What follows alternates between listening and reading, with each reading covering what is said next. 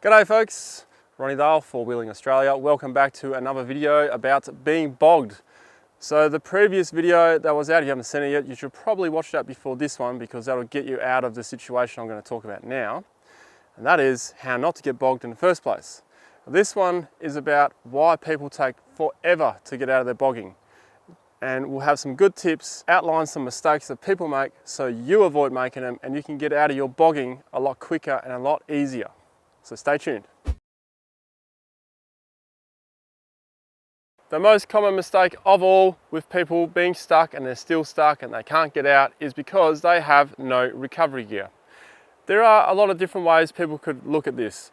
There's the spend money way to get recovery gear, and then there's the simple way you already have the stuff at home kind of recovery gear. So let's start with the pure, basic, simple. You know, not everyone needs to go out and buy all the stuff. But if you can get yourself some floor mats out of your car and a shovel or a spade, that is your recovery gear, okay? And then if full driving is your thing, then you go and you spend money on a snatch strap, a rated one, an extension strap, some bow shackles, and some soft shackles if you can afford them. They're a bit safer. And then of course, if you do a lot of solo traveling, get some max tracks. They'll pay for themselves when you go to use them. Here is a brief example of all the gear that I recommend that you have. Now there will be a full video solely based on what all the gear does and what I recommend you should have depending on what kind of four-wheel driving you do. So this is just to give you a bit of an idea. So that is the first thing. The next important thing is a recovery point. These are the rear receiver hitch style ones. This is a Max Trax one, only does soft shackle. This only does the steel shackle, and this does both. That's your most common one. In addition to that, here is a short strap, tree trunk protector, also used as a bridle. Then you have your snatch strap, which has a rating on here. Snatch strap, make sure it's rated to your vehicle. And then of course, it's always good to have an extension strap. This one's seen a lot of days. This one needs to be replaced. This is 20 meters. To go with your strap, we have some winch dampeners or blankets also used on your straps. And then we got soft shackles and hard shackles. This is a kit that I recommend for tandem vehicles. 2 blankets, tree trunk protector also used as a bridle strap, snatch strap, extension strap, one of these hitch receivers, 2 bow shackles and 2 soft shackles. That's what I recommend. And of course, the shovel or spade. A very common reason why people are still stuck or remain stuck and they can't work out what's going on is because they haven't properly diagnosed why they're stuck in the first place. You need to get out of the vehicle, and you may have seen the tyres are dug in. That could be the problem, but it could be something else underneath the vehicle that's holding the vehicle, and then that's preventing you from driving forward, which means the vehicle is going to go downwards. Gravity is working against you here. That's all bogging is, it's all about gravity.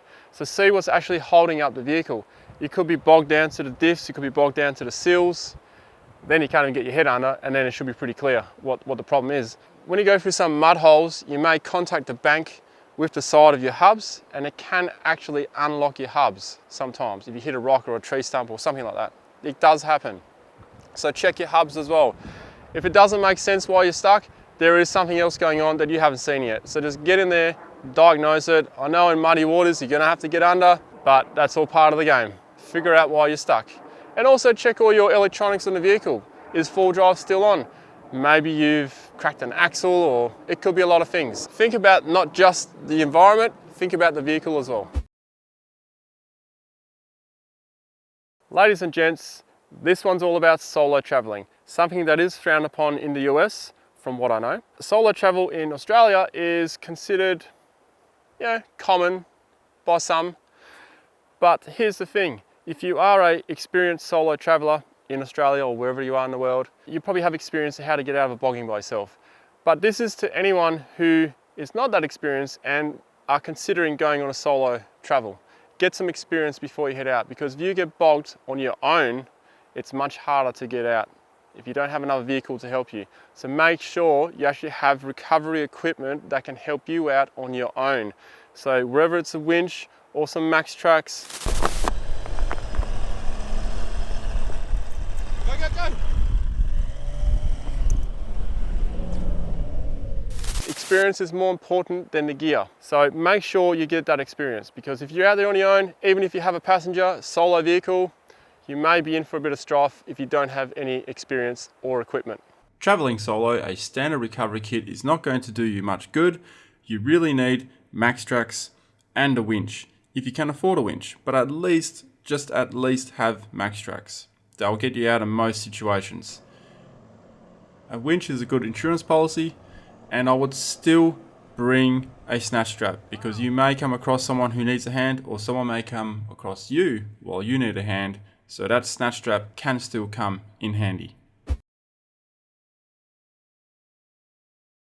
Not trying the simple things first. The simple things are often what get you out straight away. What do I mean by simple things? Okay, get your shovel, get your spade, start digging. That's simple. Make a ramp with your vehicle. So say, look, if you're bogged and you're not moving, this won't apply here, but if you do have a bit of movement but you just can't get out of there, drive forward, drive backwards, drive forward, drive backwards. Just keep doing this and then increase that area by 1/2 meter each time. And then you're going to compact the ground and you may well just be able to just drive straight out of it. But before any of that, simple things, lower your tire pressures even more. Even if you have to go down to 8 psi or something really low and dangerous. Low and dangerous means you can't go too fast. Low and dangerous tire pressures will get you out, and then you can pump them up afterwards when you hit a bit firmer ground. But other simple things, get your high lift jack out if you got one, or get a bottle jack, get your scissor jack, jack the wheels up, throw some stuff under it, throw some rocks under it, throw some branches under it, throw some logs under it. Just try the simple things first, and often simple things will get you out. Making things worse for yourself and others. Let's start with yourself. You are bogged, you have your wheels turned to the left or to the right and you're bogged, you don't realise the wheels are turned, you're trying to get out of this bogging, you're not going anywhere in a hurry. It's going to make it worse. You're very unlikely to pop out, especially in sand. So keep those wheels straight.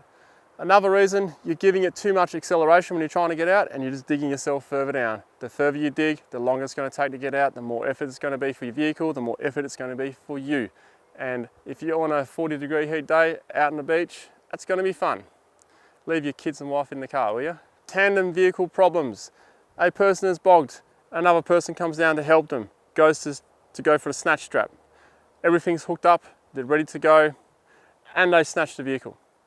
Only to have the vehicle that's stranded in park, or maybe not in gear, or maybe the handbrake is on. And it does happen quite often because people panic, tides coming in, they're not thinking straight, they just want to get out, or they don't actually realise. They don't even realise they're in park.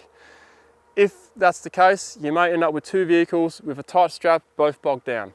So have a plan, explain it to everyone what you're trying to achieve, and then everyone around you can help you and get you out. So try not to make things worse. If you keep trying the same thing over and over again and expecting a different result, you're not going to get anything different. So try something different, even if it's slightly different. Just lowering those tires a little bit more and then trying the same thing you just did before, that is the difference. So little small differences can make a big difference to doing the same thing you're trying. But if you just do the exact same thing every time, it's not going to help you out. Especially when snatching. If you've had 3 attempts to snatch this vehicle out and this vehicle is not moving at all, there is no gain, think of something else. There's got to be a different way, because that strap is going to eventually go. The recovery gear is going to fail before your vehicle is going to pop out if you're not moving. So how far back from there you need to go, Wayne? Yeah, I'll guide you, sir. You want me on the max tracks? Yeah, we'll get you back. I'll be up. You coming? Yeah, leave it there, Brian. Yeah, we'll just hook you up first. In the event of a recovery, always only pick one person to be the chief to coordinate the whole thing. In this case, it's Wayne.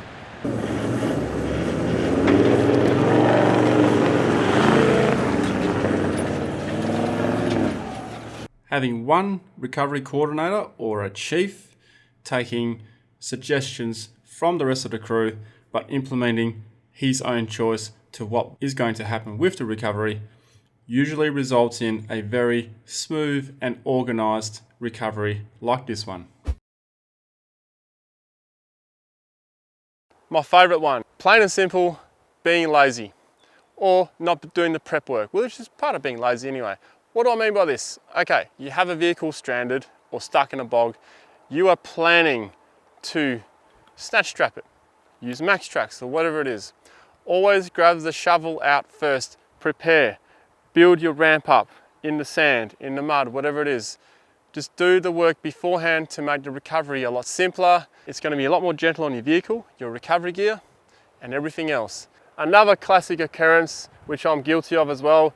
Let's paint a picture. You're on the beach, you're down at 18 PSI, you then get bogged, and then you start getting the tracks out, you start doing all this other stuff. When really, you could have just, at the beginning, lowered your tires another 4 or 5 or 6 PSI, and if it didn't get you straight out, it would have helped with what you were doing now with all the other recovery gear. Don't be lazy. Just get out there and do it straight away, and this could honestly change your recovery from being 20 minutes to an hour rather than 2 to 3 hours. I'm guilty of that, especially in the dark. We're on our way to camp. We're like, nah, let's just quickly just get the car out. So we try and snatch and another vehicle gets bogged because it's really soft. And then if you just go back to the basics, lower your tire pressure a bit more, we could have been at that camp 2 hours earlier. Instead, we're still here digging holes and making sandcastles on the beach at night. This is about take number 5. I'm going to run out of battery power here. Wind this window up and down. Thanks for watching, guys. If you would like to prevent yourself from being bogged in the first place, go to the first part if you haven't already. So I hope this video helps you guys in not getting bogged.